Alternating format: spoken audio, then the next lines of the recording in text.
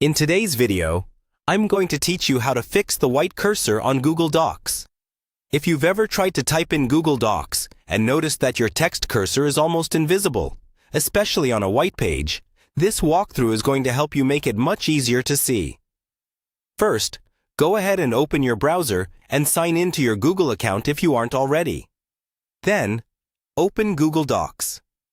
You can either create a new blank document or open an existing one where you've been having trouble seeing the cursor. Once the document loads, click anywhere in the text area so you can see where the cursor appears.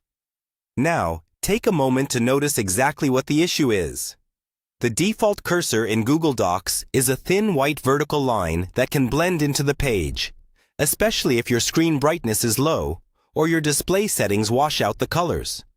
Before changing anything, try zooming in on your document using the zoom control at the top of Google Docs. Increasing the zoom to 125% or 150% can sometimes make the cursor more visible, simply by making everything larger. If that doesn't help enough, the next thing to adjust is your browser and system appearance.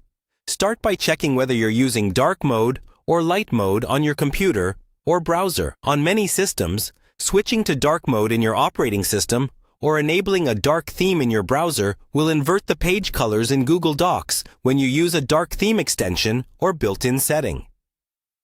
With a darker background, the white cursor often stands out much more clearly.